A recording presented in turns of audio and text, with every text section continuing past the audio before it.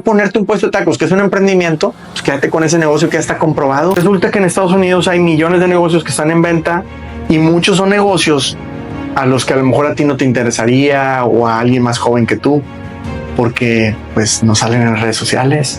No tienes por qué crear de nuevo la rueda, No. sino ya hay una rueda perfecta que tú puedes gestionar. Él aprendió desde muy joven que no había que reinventar la rueda, había que hacerle solamente pequeñas mejoras. ¿Qué es para ti el éxito? Trascender. Lo más importante de la vida es trascender, ¿Cómo consigues el objetivo de trascender a través del emprendimiento? dejando algo en cada quien. Lo poquito mucho que estés conmigo, ojalá te sirva de algo. ¿Cómo gestionas eso? El 90% he fallado, o mejor dicho, falló el emprendimiento o falló el negocio, yo no. A día de hoy llevas a tus espaldas decenas de emprendimientos, decenas de negocios. Sí. ¿Dónde empezó todo? Cuando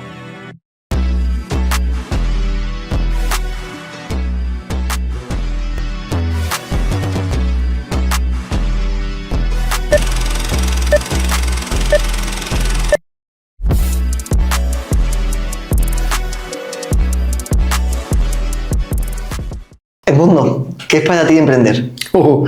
todo. Es vida, es energía, es libertad. Pienso que nos enfocamos mucho en la libertad financiera, pero la libertad de tiempo, de pensamiento, de creación, creo que vale más que cualquier dinero que puedas obtener. Emprender te da eso. Es energía, es adrenalina, es enfrentar retos, miedos, es soñar. Creo que las cosas más importantes del ser humano es soñar. Y emprender te lo permite. ¿Crees que el emprendedor nace o se hace? No te sabría decir. No sé si yo nací emprendedor. Vengo de familia de emprendedores. Mi abuelo fue un loco emprendiendo. Mi papá también ha emprendido. Pero si lo trajeras de los genes, pues a lo mejor todos mis hermanos también fueran emprendedores y no necesariamente fuimos así. Mi hermano sí, mi hermana no tanto. Creo que hay una mezcla, ¿no? Puedes ser, puedes inspirarte y puedes arrancar. Creo que no es necesariamente los genes, pero sí debe haber una creatividad, una necesidad de querer resolver temas. Y también yo creo que puedes emprender siendo empleado. No tienes que ser con tu propia empresa, tu propia compañía, ¿no? Entonces, no te sabría decir si naces o te haces. Creo que puede haber de las dos. ¿Qué es para ti el éxito? Trascender. Trascender, un amigo me lo dijo y está en mi libro que ya te voy a platicar. Tengo un gran amigo, Javi, de nombre, precisamente. En una época muy complicada de mi vida, por allá de cuando tenía más o menos 18 años, había problemas todos en mi casa, en mi persona más bien, en mi familia. Mi amigo platicaba mucho, me daba consejos, pero un día me dijo, por alguna causa, me dice, amigo, lo más importante de la vida es trascender. Nunca había escuchado esa palabra. Y le digo, Javi, ¿qué significa eso? Tuviste que buscar la definición. Y le dije, pues dime qué es Javi. Javi me lleva varios años. Sí. Él era mucho más mayor que yo teniendo 18. Y me dice, trascender es hacer que alguien se acuerde de ti cuando te mueras. Y dije que durísimo el lograr eso. Porque se podrán acordar de ti tus hijos o tu esposa o tu mamá, tu papá, pero otros es bien difícil. Entonces creo que el éxito sería trascender. ¿Cómo consigues el objetivo de trascender a través del emprendimiento? Tratando de solucionar problemas, tratando de transformar vidas, tratando de ayudar a los clientes, tratando de ayudarle a tus colaboradores, tratando de mejorar la calidad de vida, dejando algo en cada quien. Yo pienso que todos en un empleo o en una empresa no somos indispensables ni eternos. Por ley de la vida, un día nos vamos a ir. De un empleo también. Entonces, lo poquito mucho que estés conmigo, ojalá te sirva de algo y que yo te haya podido aportar. Si eres cliente, pues lo mismo, que te haya ayudado. Creo que los negocios nos enfocamos mucho en venderte, pero no en ayudar a que tú, como mi cliente, te vaya mejor. Creo que los negocios nos equivocamos en buscar nuestro lucro, nuestro beneficio propio, y se nos olvida cuál es el beneficio del cliente al estar con nosotros o comprándonos a nosotros. Entonces creo que el emprendimiento nos permite crear ese tipo de oportunidades, de transformar vidas, de transformarle, aunque sea un 1%, la vida a un cliente o a un empleado. Y esa, en la suma, creo que es donde podemos lograr ese éxito. A día de hoy llevas a tus espaldas decenas de emprendimientos, decenas de negocios. Sí. ¿Dónde empezó todo? Mira, desde muy joven mi papá me obligaba a ir a trabajar con él en su negocio, micronegocio, aquí en Monterrey, aquí en México, muy cerca de donde estamos. De hecho, mi primer casa está aquí muy cerquita en el centro de Monterrey, donde yo vivía. El caso es que mi papá siempre tuvo su propio negocio, siempre lo intentó por su cuenta y me obligaba a ir a trabajar con él. Yo rara vez tuve vacaciones y no es queja. De lo que más le agradezco es que me enseñó a trabajar. Con el tiempo me di cuenta que me inventaba cosas, pero de cierta manera me detuvo ahí. Después tuve la fortuna de trabajar en varias empresas. Tuve el puesto de mis sueños muy rápido. Yo soñaba con ser comprador internacional y cuando me graduó de la universidad me dan un trabajo en el que no duré mucho, no me gustaba la cultura y a los 2 meses me contrató una empresa y me da el puesto de comprador internacional. ¿Por qué era ese tu sueño? Porque estamos en Monterrey, muy cerca de la frontera con Estados Unidos, y como mucha de mi familia migró a Estados Unidos para trabajar en 1000 cosas en el campo, etcétera. Parte de mi familia es de la ciudad, parte de mi familia es del campo, y el campo en México pues no se hace dinero. Bueno, ya en muchas partes lamentablemente dependemos tanto de eso y no lo cuidamos, ¿no? Está muy mal económicamente. El caso es que la mitad de mi familia migró a Estados Unidos a buscar una mejor vida. Y para nosotros lo más barato era ir de vacaciones a visitarlos. ¿No? O sea, salía más barato eso porque no pagabas hotel, etcétera, ¿no? Entonces siempre tuvimos bien presente Estados Unidos. Sí. En mi casa. Y mi mamá tuvo la oportunidad de muy joven vivir algunos años en Chicago. Ella hablaba muy bien inglés, habla inglés. Y ella nos traducía siempre. Entonces era como que, ay, mi mamá sabe inglés y pues muy padre que se puede comunicar. Y nos metieron, yo recuerdo de muy joven, a mi hermano y a mí a clases de inglés, y mi papá nos vendió el sueño de si un día aprenden inglés, los voy a llevar a Disney, a Disneylandia. Y siempre bromeo que quizá nunca le gustó mi acento porque nunca nos llegó. Entonces, pero desde los 8 años me puse en clases privadas de inglés y ahí estuve hasta los 18. Entonces aprendí, pero acabé odiando el idioma inglés porque pues lo estudié a fuerza, porque era requisito, porque era la oportunidad, porque te va a abrir puertas en empleos, etcétera. Me puse a estudiar después alemán. Estuve 2 años y medio. Después me metí unos meses a italiano y con el tiempo pude aprender portugués. Pero cuando me gradué de la universidad yo sabía, de hecho, tuve la oportunidad de hacer un intercambio. Me fui a Alemania, estuve en Berlín, en varias ciudades allá. Después de 2 meses regreso con un nivel de alemán más alto que de inglés. Me sentía extraño, pero se da la oportunidad de un puesto. Y entonces yo veía el cómo aplicar los idiomas, ¿no? Número 1. 2, hubo una época que mi papá tenía un puesto aquí en Monterrey en una empresa en mantenimiento y yo iba y le ayudaba al de compras a hacer llamadas porque yo hablo inglés. El señor tenía el empleo y yo no. Y iba media hora y le ayudaba. Y empezamos a a desarrollar proveedores, a comprar directo de fábrica. Había unas máquinas allí que necesitaban ciertos, pues piezas especiales, etcétera. Y yo a los 17, 18 años me sentí muy útil. Le ahorraba miles de dólares a la empresa. Dije, es que este puesto está genial. O sea, se nota mucho tu trabajo. Sí, veía el resultado. Veía los resultados muy rápido. Entonces el dueño, me acuerdo que me llamó a su oficina. Oye, ven, quiero que le ayudes aquí al señor y vienes conmigo y yo te voy a pagar cada semana. Me daba 150 pesos. Era una cosa que en dinero no era nada, pero a mí me sabían a miles de dólares, que era lo que yo le ahorraba a ese señor.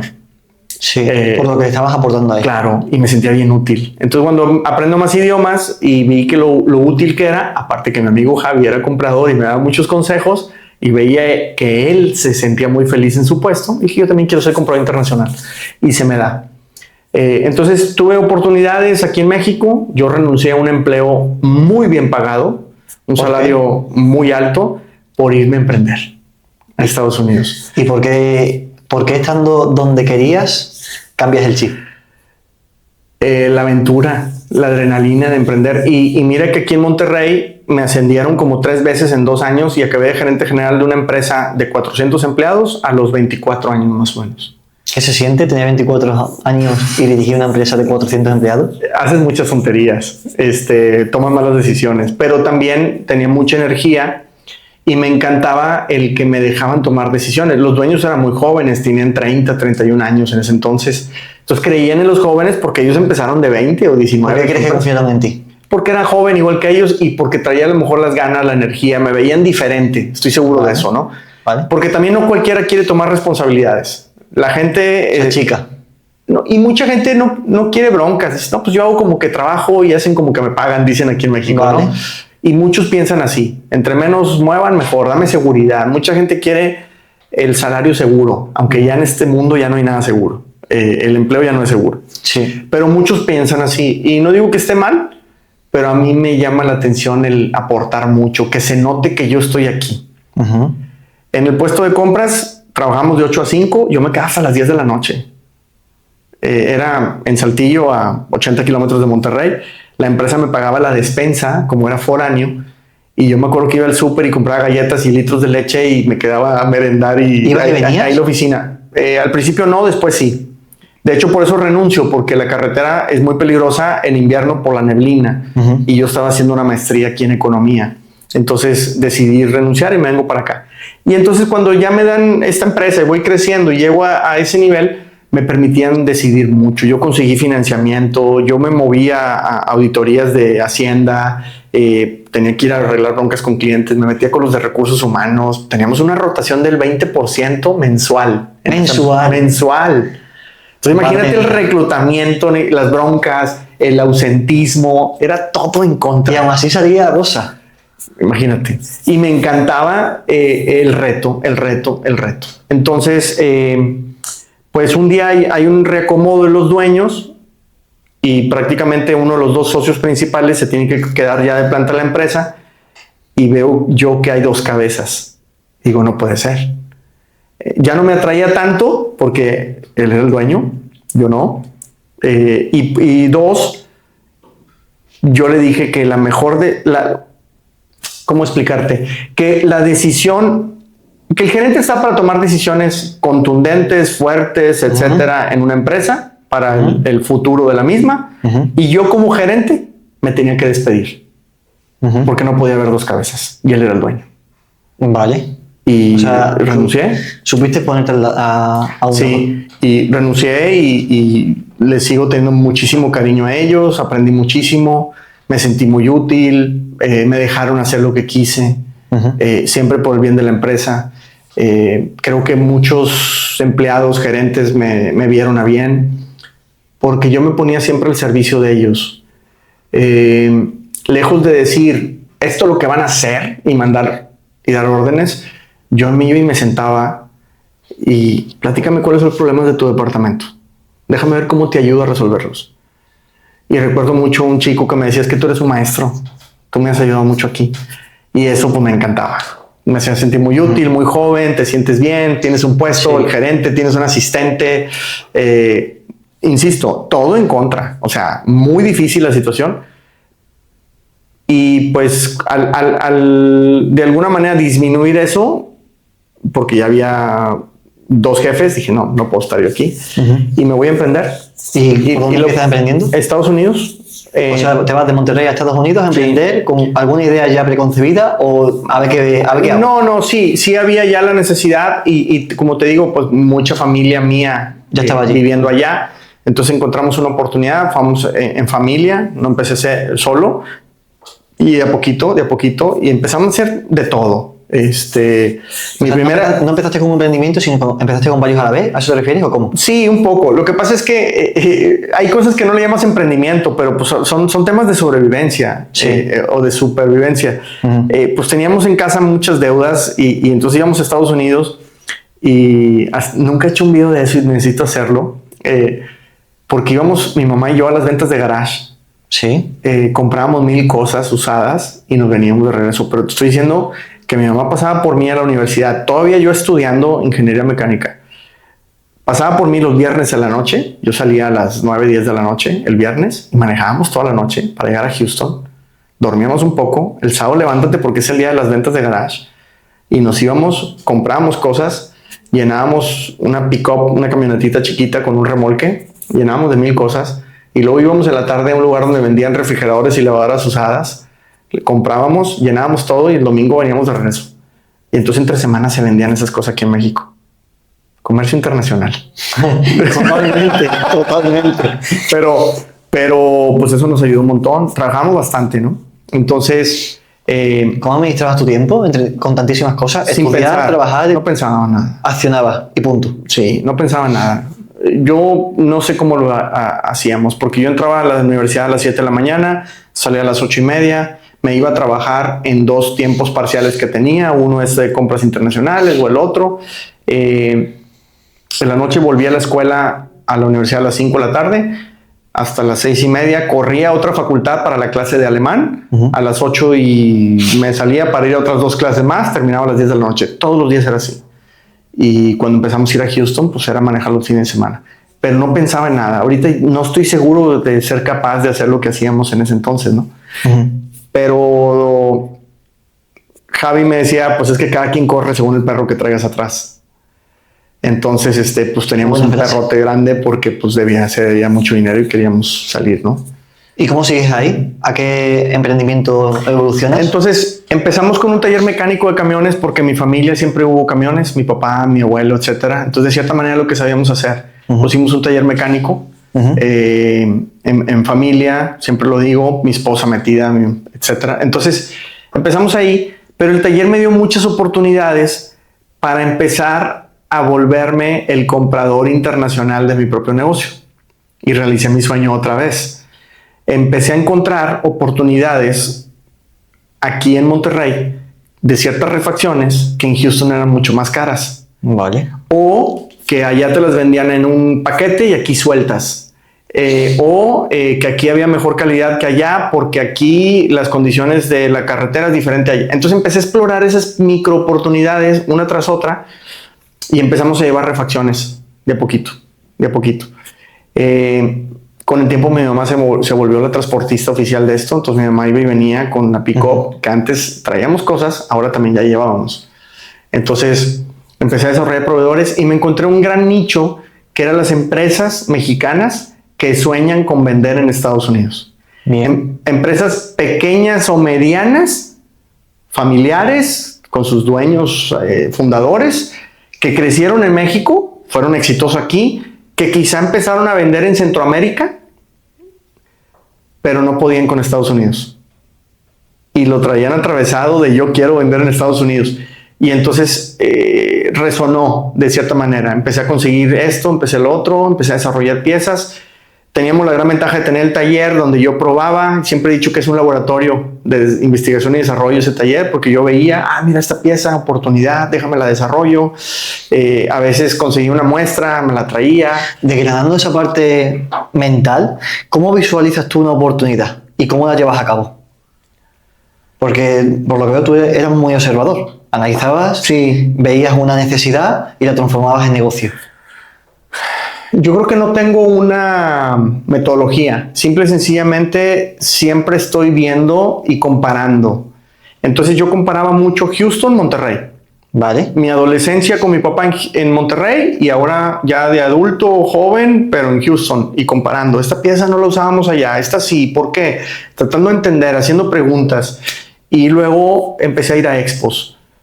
Encontré una tienda de fábrica aquí y el gerente me decía, ve a la expo de Guadalajara, te recomiendo para que conozcas. Y en la expo encontraba más cosas. No, pues yo quiero esto, esta pieza yo la utilizo y esto otra yo la utilizo y comparando precios y oye, ¿me le pudieras cambiar esto? Porque yo veo que se falla esta pieza por esto y si tú me le mejoras aquí, pues ya tengo una historia que contar diferente. Entonces siempre empecé a hacer esto. Y empecé a ir a expos, a la de Guadalajara, fui a expos en Estados Unidos, con el tiempo fui a otros países y siempre encuentro cosas y todo quiero. No me quiero quedar con ganas de nada. Entonces empecé a trabajar con esas fábricas internacionales. Como todos se interesan por Estados Unidos, se vuelve sexy. Edmundo ya no lo veo tan morenito, ya lo vi más güerito, por eso me pinté el pelo también. Y me interesa. Si Edmundo fuera una persona en Monterrey que se acerca con la fábrica, no me hacen caso. Pero como tengo un taller en Houston, ya se oye diferente. Vale. Así somos de malinchistas, decimos aquí en México, ¿no? Entonces, pero se interesan y yo empiezo a meterme porque recuerdo mucho una pieza. La compré en una agencia, una refaccionaria oficial, $35. Y casualmente me la encuentro aquí en Monterrey con un distribuidor en menos de 9. Yo dije, quiero. Bestial el margen. Claro, quiero. Y luego descubro dónde está la tienda de la fábrica. Voy y ya no me lo dieron a 9, ya me lo dieron a 7. Quiero. Casi te pagan. Un día me presentan al dueño de la fábrica, porque de hecho me visita en mi taller en Houston y me dice, te vamos a dar precios especiales de exportación. Nos interesa mucho y vas a que tú ataques en Texas. Nosotros tenemos una oficina en California y esa pieza me la vende en $2.76. Me sé el número de parte, todo lo que tú quieras saber de esa pieza. Me apasioné. Dije, tenemos que meterle con todo esto. Claro, porque tú viste ahí el negocio con un proveedor, con una pieza que tenías un gran margen y tú eso después lo escalaste, porque lo mismo que podías hacer con un proveedor, podías hacerlo con 20 más. Pues claro. Entonces, ¿qué pasa? Que originalmente todo lo pensaba yo en mi taller, pero cuando me dieron esos precios me obligaron a salir a la calle. Entonces ahora de comprador ahora tienes que ser vendedor. Ahí es donde estuvo pues una gran limitante mental mía.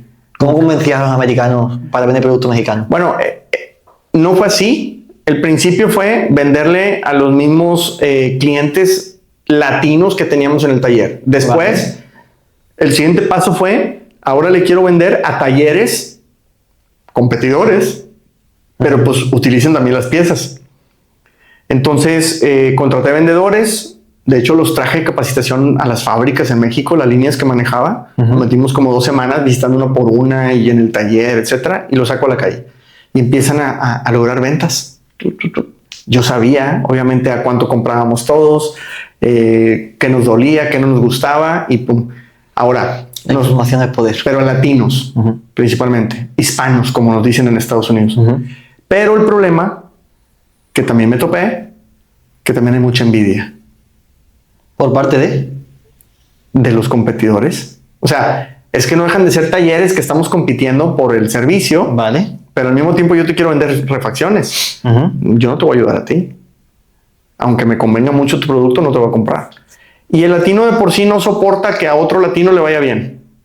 Ahí tenemos un problema cultural durísimo. Y no sé si es exclusivo de los latinos o nos lo heredaron ustedes, pero... Puede ser. A mí me dijeron una vez que pasa mucho eso. El mayor enemigo de un mexicano es otro mexicano. Pero tú te vas a España y todo depende de cómo quitas verlo, ¿no?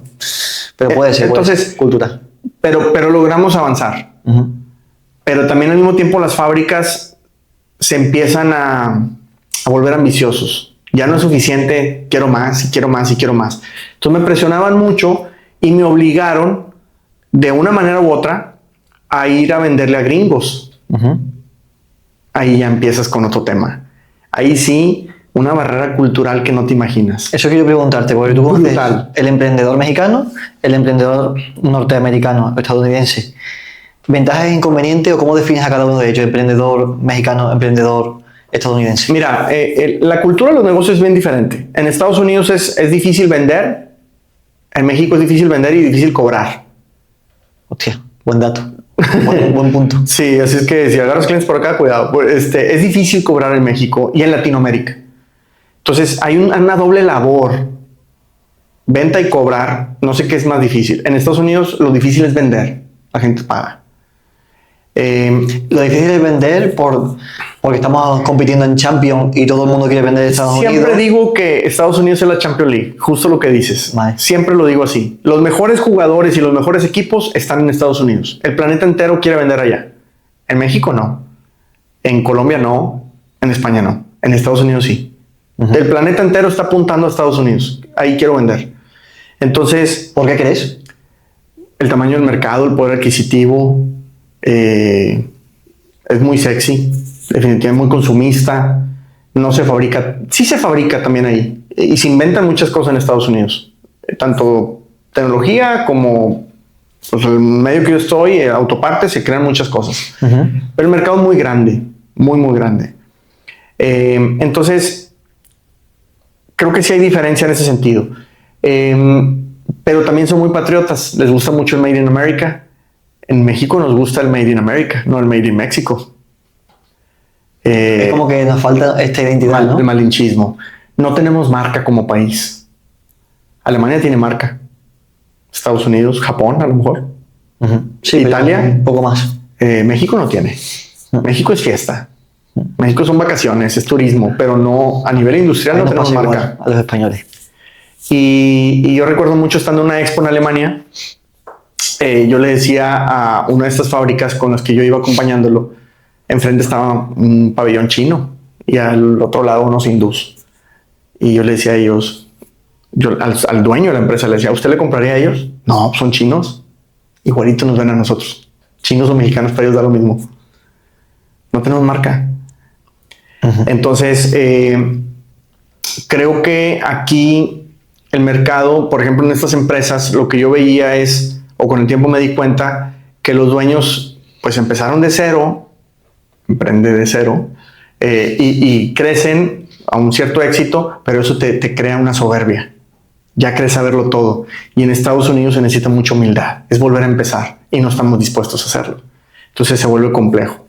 ¿Qué más te puedo decir? En Estados Unidos pienso que fracasar en el negocio no está mal visto.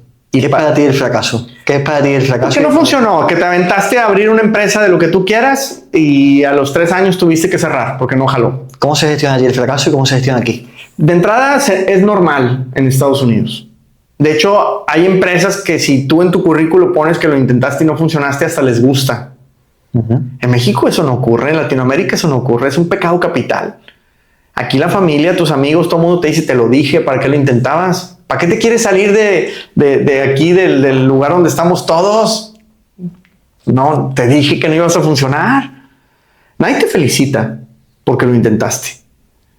En Estados Unidos no es que te hagan una fiesta, pero nadie se lo toma tan personal. Ujú. Recuerdo una vez un gringo, cuando se viene la burbuja inmobiliaria de 2008, pierde su casa. Y yo, pues es una decisión financiera. Me voy a rentar unos años y luego vuelvo a comprar otra, ni modo. Pero no me sale estar pagando esto que ya no me conviene. Aquí nos queremos morir abrazados de la casa donde crecimos, del negocio, de todo. O sea, ¿Cómo crees que podemos aprender de lo positivo de la cultura norteamericana?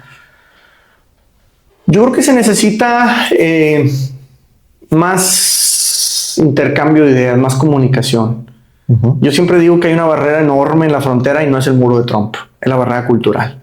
Nos tenemos que acercar nosotros a ellos, pero también, y ese es un reto que traigo personal reciente, necesito hablarle más a los güeros, que sepan que en Latinoamérica hay talento, hay tecnología, hay oportunidades, hay inversionistas, hay un poco de todo. Sí, Y que es una carretera de doble sentido. Exacto, y que hay mucha oportunidad y que no la hemos aprovechado. Estados Unidos nos ha dejado solos. Y nosotros también no nos hemos querido acercar a eso. Ahorita mismo en el planeta, ahí andamos coqueteando con China y Rusia. Ujú. México depende económicamente de Estados Unidos. ¿Qué estamos haciendo ya tan lejos? Ujú. Y Estados Unidos tiene tantas oportunidades y tantas necesidades que no están cubiertas, que aquí está Latinoamérica y las pudiera cubrir. En parte por eso hay migración. Ujú. Si no hubiera trabajo allá, no migrara nadie. Ujú. Entonces, definitivamente pienso que necesitamos, creo que más puntos de unión, buscar más uniones que discrepancias. Como unos hablan inglés y otros en español, y lamentablemente en este siglo todavía la mayor parte de la población no habla inglés, Ujú. pues no nos comunicamos. Sí, el muro es más alto de lo que pensamos al final. Sí. Hasta Entonces, que le demos yo creo la que hace vuelta. falta más intercambio cultural y entendernos un poco más. Hablemos de tu libro, Inmigración, Emprendimiento en Texas. ¿Por qué te decides escribir este libro? Mira, de hace 4 o 5 años para acá me han pasado muchas cosas en la vida. Yo emprendí N veces. Emprender no necesariamente era abrir otra empresa. ¿Cuántos negocios llevas hasta el día de hoy? 30 y tantos a lo mejor. Tengo que hacer el inventario. Alguna vez lo hice y perdí ese escrito, que de ahí nace el libro y no sé por qué perdí eso. Algún día lo voy a encontrar o lo voy a volver a escribir. Antes, perdona, te interrumpo antes de comenzar con el tema libro. ¿Cómo gestionas el fracaso? Porque entre tantos negocios, alguno dirías tú, no funcionó. ¿O todos han sido casos de éxito? No. ¿Cómo gestionas el fracaso? El 90% he fallado. O mejor dicho, falló el emprendimiento o falló el negocio. Yo no. Pero me costó mucho y ese fue mi problema. No lo gestioné. Seguí intentando porque estaba en mi naturaleza el ver oportunidades y quiero intentar. Pero lo hice con un costal de cemento en mis hombros por mucho tiempo, por muchos años. Y nadie me enseñó a gestionarlo. Al contrario, ya no lo intentes. Acuérdate cómo te fue. ¿Cómo gestionabas ya eso? No quiero que sufres. Es que en mi mente había como las caricaturas que estaba el diablito y el angelito. Uno te decía, dale, y el otro no. El otro no, ya no, pues mira. Entonces, sí seguí emprendiendo, pero con un ancla en un pie. Y eso me estorbó muchos años. ¿Y has sabido quitártela? Sí, recientemente sí. Te voy a platicar una historia un poco larga, pero creo que vale la pena. Sí. Yo me metí, empecé a consumir de repente uno que otro libro, una que otra revista, pero poco porque yo operaba N horas en el negocio. Y más si estaba emprendiendo 3, 4 cosas, pues ya te imaginarás las cantidades de horas que metíamos. No te da tiempo ni a leer. Nada. Nunca estudié, nada.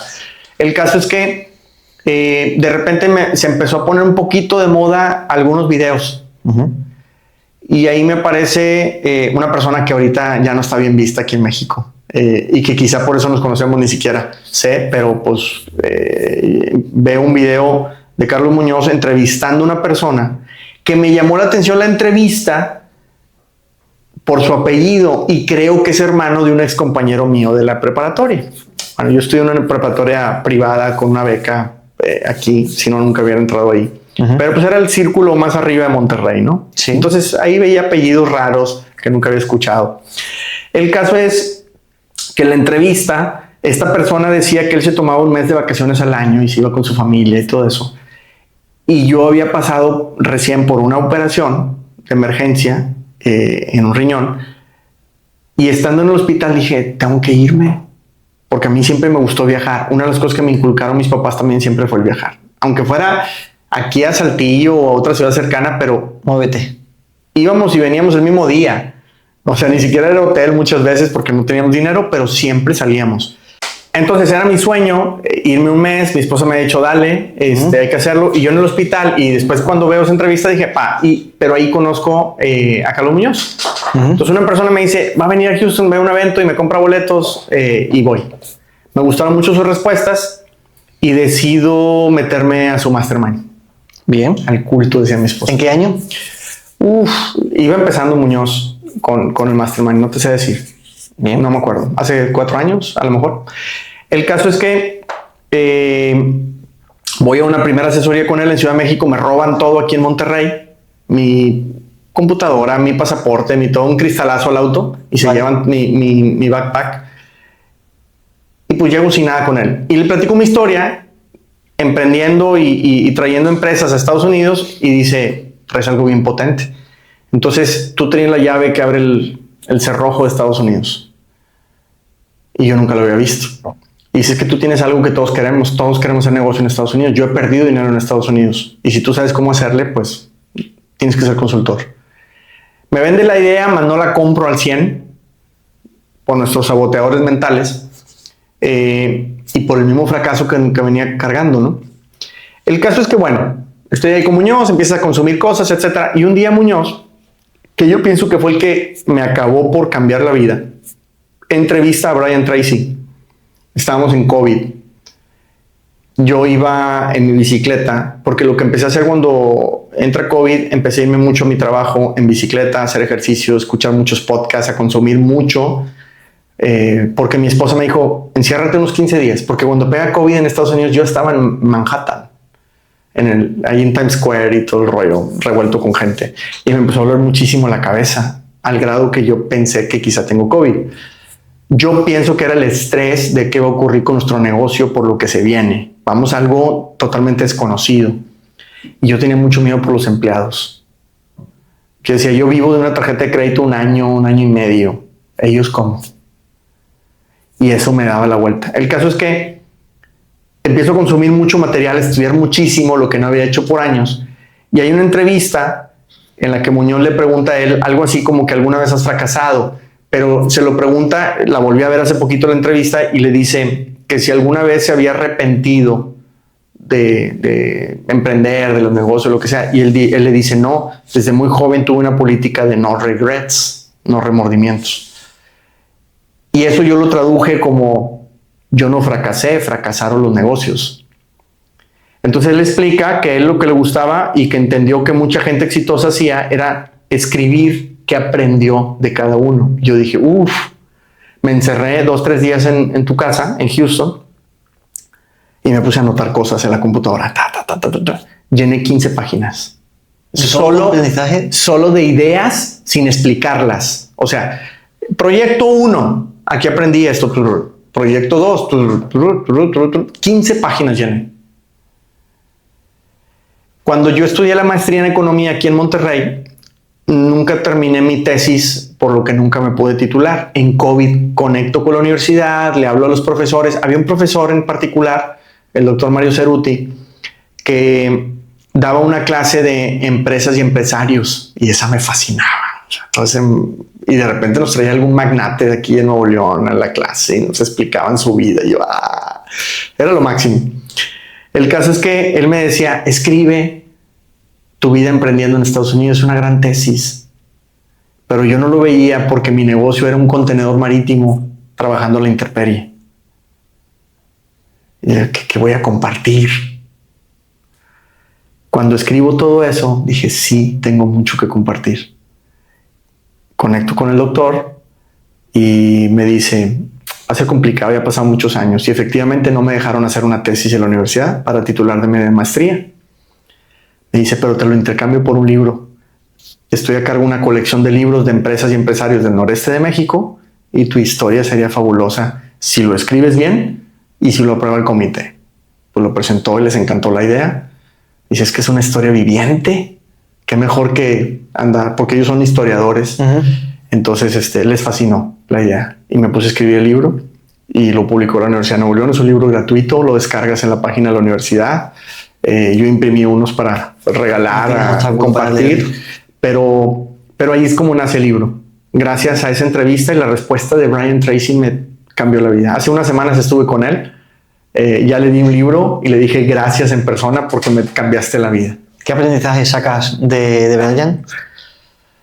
El compartir, él comparte todo. Tiene 96 libros publicados, una cosa así. Bestialidad. Sí, y dice que es eso, que es su vida. La ha publicado toda su vida. O sea, empezó a tener hijos y publicó libros de cómo educar a tus hijos. Le pasó algo en ventas, pues, pero es experiencia propia. Se dedicó a documentar su vida en libros, lo que ahora hacemos en videos, en podcast. Entonces me encantó el compartir, el no quedarse con nada y es tan exitoso porque ha dado mucho. Y se me hace bestial. Entonces, ¿qué aprendizaje podemos sacar de tu libro? Es un poco inspiracional. Muestro yo muchos de los obstáculos que enfrenté. Yo no digo que yo emprendí de cero en Estados Unidos, que yo emprendí de -10.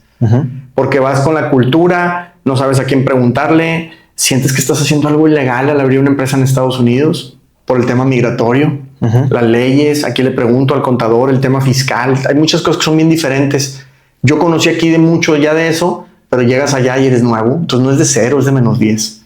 Entonces creo que hay un doble esfuerzo. Comparto mucho de eso, mis obstáculos, trato de decir por qué, cómo lo enfrenté. Y tanto el libro como mis redes sociales lo que buscan es evitarle uno de mis errores al que viene detrás. Con uno, yo siento que van a ser miles de dólares de ahorro, meses de trabajo, muchos dolores de cabeza, sudor y muchas lágrimas. Entonces, creo que con uno que yo le logre cambiar a alguien, a lo mejor logro trascender en su vida empresarial. Este podcast, o bueno, este programa es para emprendedores y dueños de negocios, y muchos emprendedores pues tienen ese mensaje de hazte emprendedor, pero tú tienes otro mensaje diferente de no te hagas emprendedor. hay alternativa. Bueno, he intentado tantas veces, me llegué a nombrar emprendedores serial y ay, wow, ¿verdad? Me han funcionado 4 o 5 empresas de las casi 40. Mantengo 4 o 5 operaciones en Estados Unidos. No soy un ultramillonario ni millonario quizá, pero sí tengo mucha libertad de decidir lo que yo quiero, de viajar, de lo que tú quieras, ¿no? De poder ir a trabajar o no cuando yo quiera. Eso ya es algo que no cualquiera puede decir. Pero con el tiempo me doy cuenta que emprender implica muchísimos riesgos. No nada más económicos, que muchas veces nos lanzamos sin tener los recursos necesarios. A veces bueno, a veces malo. Pero también no pensando en todo lo que nos vamos a enfrentar y no estando listos para ello. Y tercero, nos enamoramos demasiado de nuestras ideas. Y el hecho de que a mí se me ocurrió esto es una genialidad, aunque el mercado piense otra cosa, ¿verdad? Todo es una bola de no sé qué, no me entienden, ¿no? A lo mejor eras tú el que no estaba para allá, ¿no? No tenemos esa conexión. Y en Estados Unidos descubro, hace unos meses,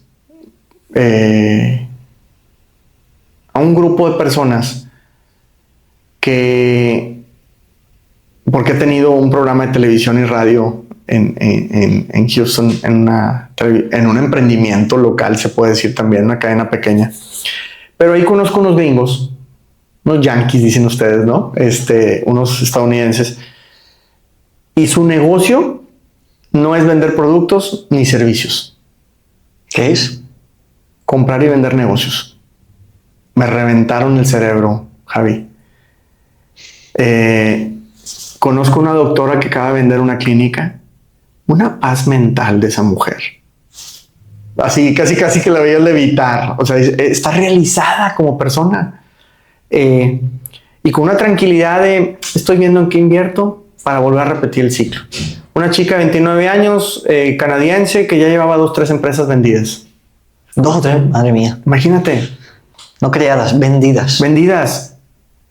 Entonces, ahí ves la oportunidad o el camino paralelo de no tienes por qué crear de nuevo la rueda, sino ya hay una rueda perfecta que tú puedes gestionar. Fíjate que con Brian conocí a gente muy valiosa porque era un grupo muy pequeño los que fuimos a su academia de speaking. Y una de las personas precisamente dijo algo similar, que él aprendió desde muy joven que no había que reinventar la rueda, que había que hacerle solamente pequeñas mejoras. Y eso Y otro me dijo, don't chase rainbows, o sea, no vayas atrás de arcoíris. Vete a cosas más tangibles, con paciencia, con tranquilidad. Entonces, resulta que en Estados Unidos hay millones de negocios que están en venta porque la generación de baby boomers, que fue súper emprendedora, se está retirando. Y muchos son negocios a los que a lo mejor a ti no te interesaría o a alguien más joven que tú, porque pues no salen en las redes sociales, porque no suenan sexys, pero a veces son negocios que tienen 20, 30, 40 años de existencia, ya comprobaron la idea. Súper consolidados. Súper consolidados, ya pasaron por varias crisis o recesiones, subes y bajas y sobrevivieron, ahí están, tienen empleados, tienen procesos, tienen clientes, sistemas. Seguramente les falta modernizarse, digitalizarse, tener redes sociales, una buena presencia web, y ahí es donde entramos nosotros. Pero ya tienen todo. Tienen lo difícil. Ya tienen lo difícil. Que es sobrevivir después de 3, 4, 5 años. Y me están hablando de décadas. Me han tocado platicar con dueños de negocio que ya son segunda generación y quieren vender porque el nieto ya no le interesó. Estoy seguro de que lo que estás contando a muchos emprendedores están diciendo, ¿cómo coño no he conocido esta idea antes? De la cantidad de aprendizaje que ya hubiera hecho con alguien que ya ha recorrido ese camino. Sí. Y que quizás, a lo mejor, la barrera que yo veo, ahora me explicas, puede ser la económica. Un emprendedor puede emprender con recursos propios y comprar un negocio requiere capital, pero creo que hay tantas oportunidades que ni siquiera se requiere, ¿no? Mira, es que hay muchos negocios que me tocó estar en un restaurante en el estado de Kentucky. Me dicen, el restaurante cierra el día último. y estaba lleno. Dices tú, ¿qué? ¿Por qué no lo venden? No hay quien lo compre. Entonces yo pensé, muchísima oferta, poca demanda. Claro, este restaurante a un mexicano, ¿cuántos mexicanos no conoces o has escuchado que si las cosas no van bien, pues me pongo un puesto de tacos? Sí. Entonces, pues en lugar de ponerte un puesto de tacos, que es un emprendimiento, pues quédate con ese negocio que ya está comprobado. Y si tú quieres, vende huevos con ketchup, pero pues tú también le metes tacos y ya lo complementaste y le hiciste esa mejora a la rueda, pero esa rueda ya iba girando. Ese negocio, en lugar de que cierre, es posible que te lo vendan o muy barato o por lo menos a crédito, porque de que cierre a que le caiga algo al dueño, pues existe una gran oportunidad. Claro. Obviamente todos queremos el dinero en efectivo, cash, págame inmediato, pero lo cierto es que hay muchos negocios que no logran venderse y de los que se venden, muchos son a crédito. Y ese crédito en muchas ocasiones por el mismo dueño actual. En Estados Unidos además hay programas para financiar la compra de negocios. O sea, tú puedes tener la oportunidad de ir a Estados Unidos, comprar una empresa que compres con un capital que no es tuyo, ya sea financiación incluso de la propia empresa. Es decir, entras a gestionar una oportunidad de negocio validada, con riesgo prácticamente cero, porque empiezas a gestionar un negocio y a lo mejor con la propia utilidad ya pagas al propietario. Entonces, ahora lo que yo estoy tratando de hacer y que vamos a hacer es juntar personas como tú y yo, mortales, como yo me autodenomino, no somos millonarios, pero a lo mejor tú tienes un capitalito, el otro también, y si nos juntamos 10 o 15 y vamos por una empresa de esas, los rendimientos van a ser diferentes y la seguridad total, pero caemos al mismo en la cultura de los latinos, no nos ayudamos unos a otros. Yo creo que hay unos cuantos locos que se pueden juntar y que pueden hacer esto. Ya lo hice en 1 o 2 veces, ya he hecho 2 o 3 negocios con inversionistas, con amigos, y lo voy a hacer. Lo vamos a hacer mucho más. Y hay muchas empresas en Estados Unidos que vamos a poder ir por ellas. Pues que aquí quede grabado, cuenta conmigo, Porque hay que hacerlo. Sí. Hay mucha oportunidad. Y también, tú sabes que los gobiernos de izquierda no ayudan a la clase media. Y la clase media alta, que tiene un poquito ya de patrimonio, son los primeros que se ponen más nerviosos y me quiero ir. España, México, Colombia, Chile... Casi toda Latinoamérica está de gobierno de izquierda, Brasil. Entonces, todo el mundo, ¿qué hago? Y Estados Unidos, por más que estén los demócratas, no son tan de izquierda como los de acá. Entonces, definitivamente hay una gran oportunidad. Y el negocio, además, pues te da la oportunidad de conseguir una visa para migrar legalmente. Vale, luces. Ahora, sombras de emprender en Estados Unidos, porque este proyecto yo lo veo, no le veo pega. Pero, ¿qué dificultades hay a la hora de yo quiero comprar una empresa en Estados Unidos con estas condiciones? ¿Qué es eso de qué definiría el espérate porque tienes que cumplir estos requisitos? Entiendo que yo si tuviese el restaurante que tú estabas comentando y en mi restaurante yo quiero venderlo, pero no voy a venderlo a cualquier precio, y más que a cualquier precio, a cualquier persona. Sí, yo creo que pues, el problema es la barrera cultural que he mencionado. O sea, de entrada, vamos a suponer que sí lo compraste, pero ahora que no lo eches a perder tú. Claro. Aunque ya esté funcionando, tú ahora como dueño puedes gestionar muy mal porque no entiendes el cómo opera, ¿no? Entonces, creo que hace mucha falta saberse acompañar de alguien, de un mentor que te lleve. Y creo que ahí hace falta muchos mentores. Empiezo a ver en redes sociales que hay gente que quiere compartir. Hay muchos migrantes mexicanos, latinos en Estados Unidos, somos millones. ¿Vosotros hacéis el acompañamiento? Sí. La idea es esa, ¿no? Porque también es cierto que hay mentores estadounidenses, anglosajones, que te dicen, yo te ayudo, yo te digo cómo compres una empresa. Sí, pero hazlo tú. Y creo que ahí es donde está otra limitante. Yo quiero que nos agarremos de la mano todos y vámonos juntos por las empresas. Creo que esa sería una gran diferenciadora porque existe esa barrera cultural, que no es tan sencillo. Porque no es que sea el riesgo cero, sí va a haber riesgo, pero ¿con quién me asesoro? ¿Con quién hago el due diligence? ¿Qué contador me va a ayudar a checar que es cierto que los números que me dicen son los que voy a obtener? Financiamiento, pues no tenemos como extranjeros. Sí lo tienen los ciudadanos de parte del gobierno, ¿no? De Estados Unidos. Pero, pues, por fuera, negociaciones con los dueños, etcétera. Y juntándonos varios inversionistas es donde se pueden hacer cosas. Los retos creo que están ahí. Y el otro reto, creo yo que está en el mismo ego de nosotros mismos. Sí, o sea, en ponernos de acuerdo un grupo de personas, que siempre va a ser difícil que el ser humano se ponga de acuerdo y que estemos de acuerdo. Pero si las reglas están claras, si no hay temas de deshonestidad, si no hay temas de aprovecharnos de la situación, yo creo que se pueden hacer muchas cosas muy interesantes. ¿Cómo visualizas el futuro? Pues sí, de por sí ya tengo varias empresas, lo veo con muchas empresas, pero pues obviamente adquiridas en sociedad. Me gustaría mucho crear, que es lo que estamos haciendo, un gran club de inversionistas donde muchos latinos estemos unidos para ir por empresas en Estados Unidos. Yo creo que desde Estados Unidos podemos crear un nuevo sueño. No, el sueño americano se quedó corto, me parece, porque el sueño americano habla de que me vaya bien a mí y a mi familia. Yo creo que el sueño latinoamericano lo podemos crear en Estados Unidos a través de emprendimientos o expansiones o adquisición de empresas o inversiones en empresas, pero desde allá podemos crear muchas oportunidades de desarrollo en Latinoamérica. Yo tengo una empresa ahorita que se especializa en comercializar productos latinoamericanos en el tema automotriz. No vendemos nada asiático. Tiene que ser latinoamericano, si no, no lo vendo yo. Empiezas también a crear marca. Claro, marca México.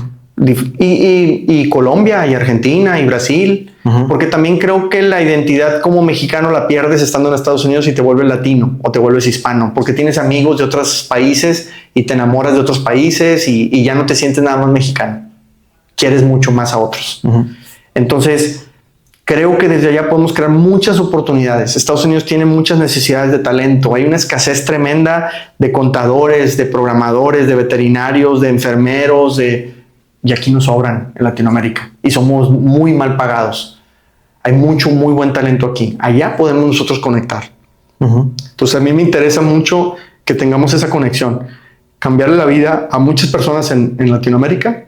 Creo que cada vez que creamos un empleo aquí es frenar una posible migración indocumentada y que muchos hubiéramos preferido no irnos. Nos gusta nuestra casa. Claro. Tenemos países hermosísimos. Lamentablemente la oportunidad no está ahí muchas veces. Creo que nosotros, emprendedores o empresarios latinos en Estados Unidos, deberíamos de tener la responsabilidad de crear oportunidades acá. Y conozco a muchos que eso hacen. Tienen sus oficinas de operación, de administración. El trabajo remoto es una maravilla y tenemos que traer más. Esto de marketing digital se puede hacer desde cualquier parte del mundo y allá existe la necesidad. Entonces creo que podemos conectar mucho, crear oportunidades y veo una Latinoamérica más integrada a través del emprendimiento y las empresas. Edmundo, me encantaría hacerte 1000 preguntas más, pero en todos los sentidos tienes que volar. Entonces, sí, tenemos que platicar más. Para terminar y no quitarte más tiempo, ¿algo que te gustaría agregar? Que no se queden con las ganas, hay que intentarlo. Y el emprendimiento no tiene que ser abriendo una empresa y arriesgando todo el pellejo. Puedes hacerlo en tu empleo. Hay que dar el máximo donde estemos, que se note que ahí estuvimos. Así seas un obrero, no sé qué, dale extra, aunque no te lo paguen. Dios sí te lo va a pagar. El karma te lo va a pagar, el universo te lo va a pagar. Tú te lo vas a pagar a ti mismo. No seamos uno más del montón. Dios nos hizo únicos, no tenemos por qué ser uno del montón. Hay que demostrarlo. Hay que darle, hay que demostrarlo, hay que ser diferentes, hay que ser sorprendentes. Edmundo, muchísimas gracias. Gracias a ti, Javi. Probando